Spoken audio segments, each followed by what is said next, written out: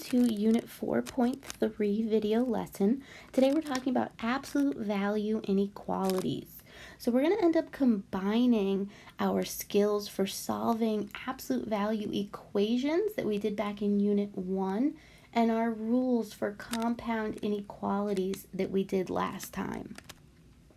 Okay, so if you remember how we solve an absolute value equation, we split this up, okay, and we make two equations here, one with a positive answer and one with a negative answer.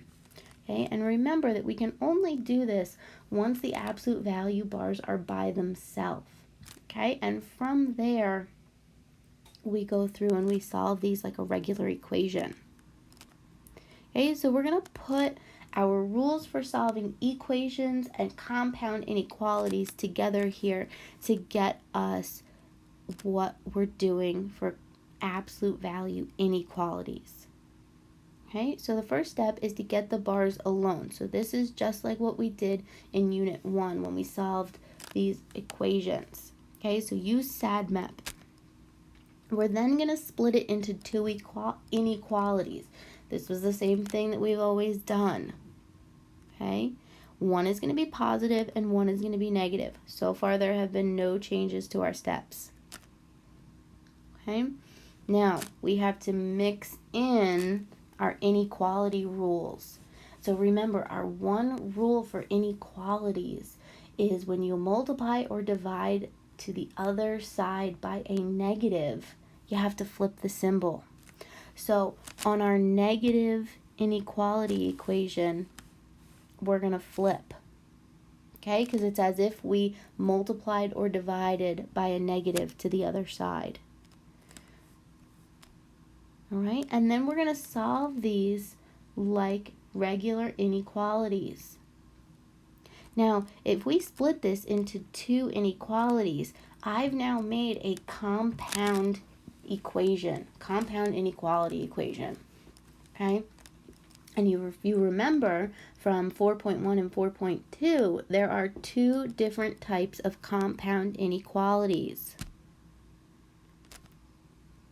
We have a union and an intersection. So we're going to have to determine, well, is this an and or an or? Because it's not going to come equipped with the key word. We're going to have to determine it for ourselves. Okay, we're going to use these little tricks. Okay. When the absolute value equation is great or, it's a union problem. Okay, and when it is less than, these are my little word tricks, it's going to be an intersection. Okay, but you can only make this determination after you have isolated the bars. Okay, so remember, we can never classify anything with absolute value until the bars are by themselves. Okay, so let's try and do this and see what am I actually talking about. All right, so get the bars by themselves, just like regular absolute value problems. Okay, once the bars are alone, we can split this up into two separate equations. So remember, what's in the bars stays the same. Okay, less than or equal to 6. Now the other equation, x minus 3, it's now going to become greater than or equal to negative 6. So in the second equation, you flip the symbol and you flip the sign. Okay, so when I look at this step right here, this is what tells me if it's a union or an intersection. So I see that this says less than. This is an and problem. So I'm looking at an intersection here.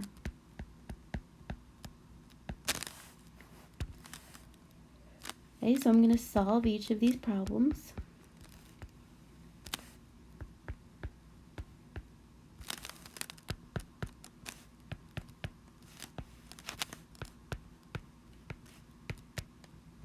Okay, and now this is like doing a regular compound inequality problem.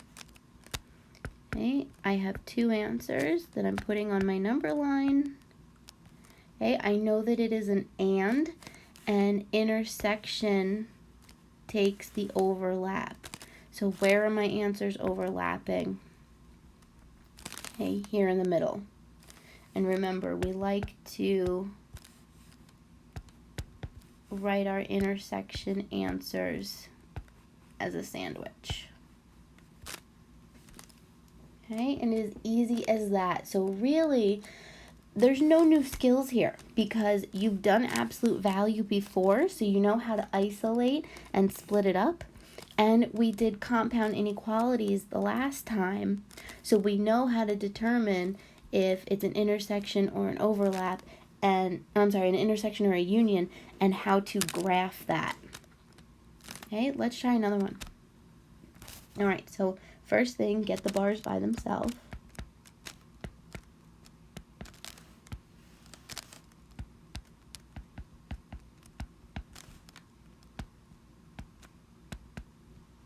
Okay, so the bars are alone. So here is where I can tell if it's a union or an intersection. So I see that it is great or.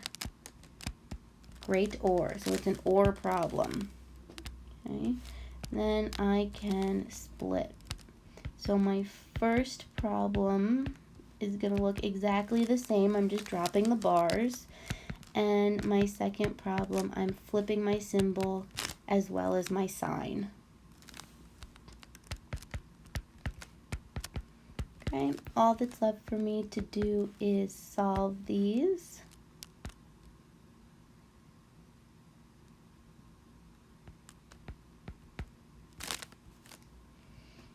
Okay, and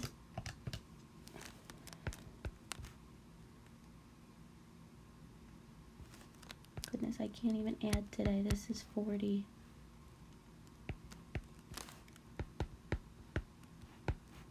Okay,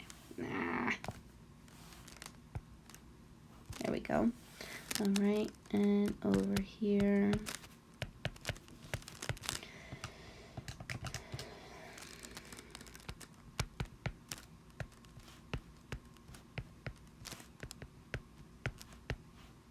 Okay, all right, so when I put these on my number line, since it is an or, I'm going to take everything that I graph.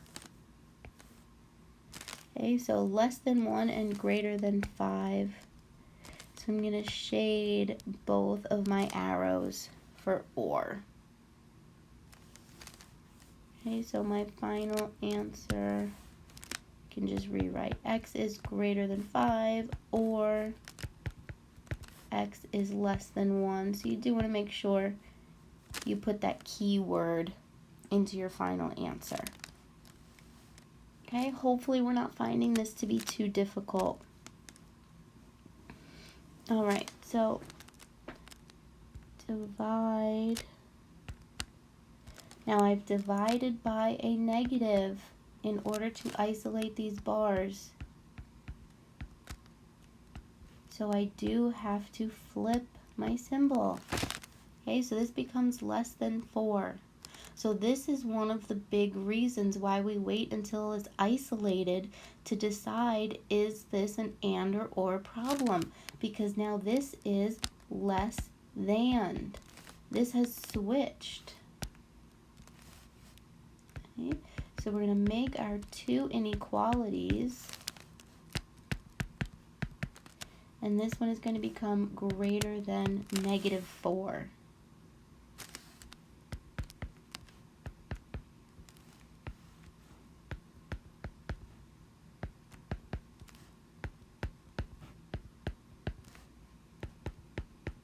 Whoops. Here, just ignore all of this. It's my little snafu from before. So I'm looking at x is less than 3. Okay.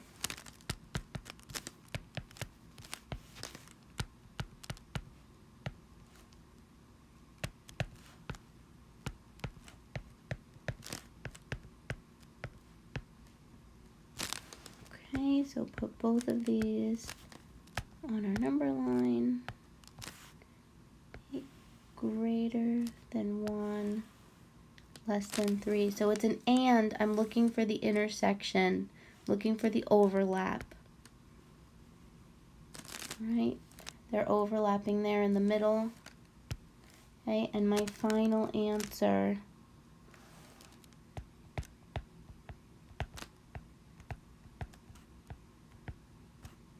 I'm going to write my answer as a sandwich. So 1 is less than x is less than 3.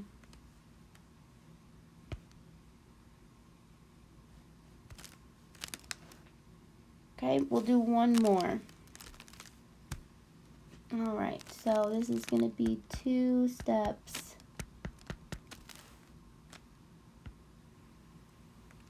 to get this alone. So I'm adding 10, I'm using SADMAP.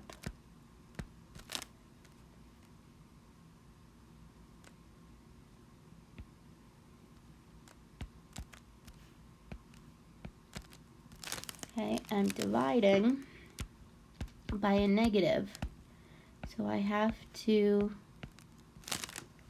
flip my symbol.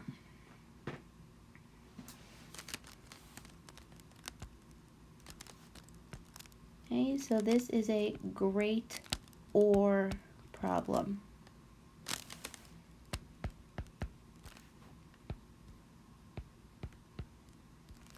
Okay, so because it's an inequality and this is saying that it's greater than -7, okay, our first equation actually starts off as a negative and our second one is going to flip and be positive.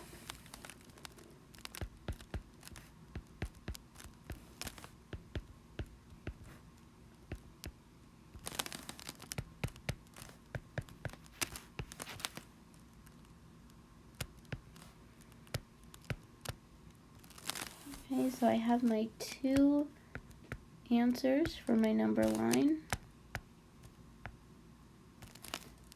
Okay, so greater than -5 and less than or equal to 9. Okay, this is an or, so or says shade everything that we graphed. Okay, so what is everything that we graphed? Anywhere that there is an arrow.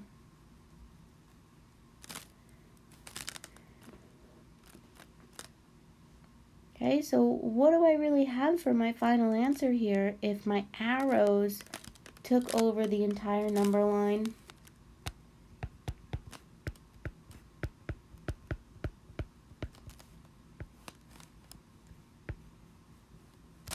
Okay, I have all solutions. Okay, so that is everything for absolute value inequalities. So remember, it's a combination of compound inequalities, so using our skills of union and intersection, and it's bringing back our knowledge of absolute value equations. Okay, so please make sure that your notes are complete. You write down any questions that you have, and I will